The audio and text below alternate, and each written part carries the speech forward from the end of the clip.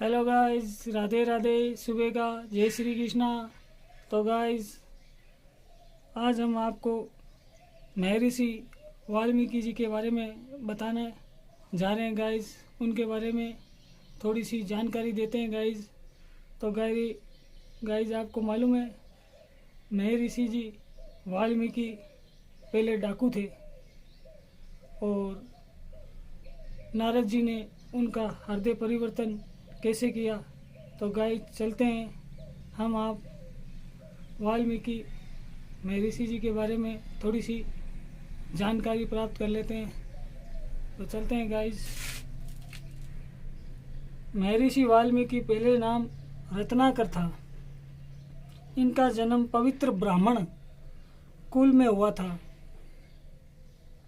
किंतु डाकुओं के से संग रहने के कारण ये लूटपाट और हत्याएं करने लग गए और यही इनकी आजीविका का साधन बन गया।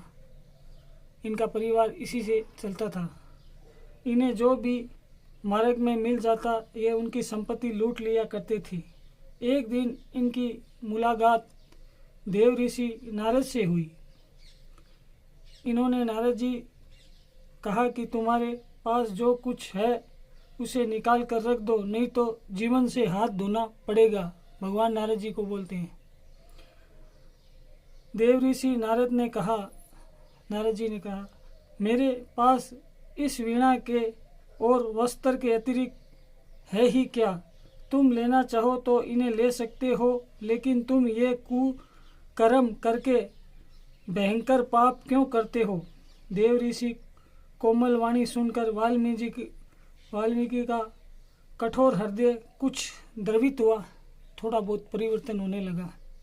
इन्होंने कहा, भगवान, मेरी आजीविका का यही साधन है। इसके द्वारा मैं अपने परिवार का भरण पोषण करता हूँ। देव ऋषि बोले, तुम जाकर पहले अपने परिवार वालों से पूछो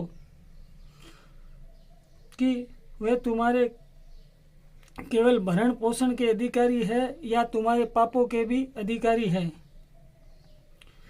या तुम्हारे पापों के कर्मों के हिस्सेदार भी बनेंगे।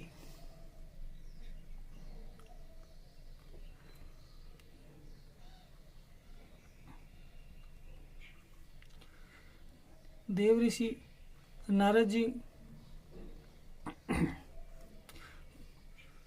ऋषि बोले, तुम जाकर पहले परिवार वालों से पूछो। तुम विश्वास करो, तुम्हारे लौटने तक हम यह कहीं नहीं जाएंगे। इतने भी नहीं कि तुम विश्वास नहीं हो तो मुझे इस पेड़ पर बांध दो। नारद जी बोले कि तुम पहले घर जाके पूछ आओ। तुम्हें विश्वास नहीं है, मैं कहीं नहीं जाऊंगा, मैं यहीं रहूंगा तुम्हारे लौटने पर, और चाहे तो तुम मुझे पेड़ पे बांध दो। देव ऋषि पेड़ से बांध कर ये अपने घर गए। वाल्मीकि जी ने नारद जी को पेड़ से बांध दिया और अपने घर गए। इन्होंने बारी बारी से अपने कुटुंबियों मतलब परिवार वालों से पूछा कि तुम लोग मेरे पापों भी हिस्सा लोगे या मुझसे केवल भरण पोषण ही चाहते हो। सभी ने एक ही स्वर में कहा कि हमारा भरण पोषण ही तुम्हारा कर्तव्य है। तुम कैसे धन लाते हो ये तुम्हारे सोचने का विषय है। हम तुम्हारे पापों के हिस्सेदार नहीं बनेंगे, परिवार वालों ने कहा। अपने कुटुंबियों की बात सुनकर वाल्मीकि के हृदय में आघात लगा। उन्हें बहुत बड़ी चोट लगी उनके दिल पर। उनके ज्ञान नेत्र खुल गए और उन्होंने जल्दी से जंगल में जाकर देव ऋषि बंधन खोले और विलाप करते हुए उनके चरणों में पड़ गए। नारद जी के चरणों में पड़ गए। उस रुदन में गहरा पश्चाताप था। नारद जी ने उन्हें धैर्य बंधाया और राम नाम के जप का उपदेश दिया। उन्होंने कहा, भगवान राम का नाम लो। किंतु पूर्वकृत भयंकर पापों के कारण उनसे राम का नाम उच्चारण नहीं हो पाया। तदनंतर नारद जी ने सोच समझकर उनसे मरा मरा जपने के लिए कहा। बार बार मरा मरा कहने से अपने आप राम का उच्चारण हो जाता है। नारद जी का उपदेश प्राप्त करके वाल्मीकि जी नाम जप में निग्रह हो गए और हजारों वर्षों तक नाम जप की प्रबल निष्ठा उनके संपूर्ण पापों को धो दिया। उनके शरीर पर दीमकों ने अपनी बावी बना दी। दीमकों के घर को वाल्मीकि कहते हैं। उनमें रहने के कारण ही उनका नाम वाल्मीकि पड़ा था। ये संसार लौकिक छंदों के आदि कवि हैं। उन्होंने ही रामायण रूपी अधिकाव्य की रचना की थी। वाल्मीकि जी ने रामायण की रचना की थी। वनवास के समय भगवान श्री राम ने स्वयं उन्हें दर्शन दिए थे। अर्थात किया सीता जी ने अपने वनवास का अंतिम काल उनके आश्रम पर व्यतीत किया था। कितने भाग्य थे देखिए वाल्मीकि जी। वहीं पर लव और कुश का जन्म हुआ था।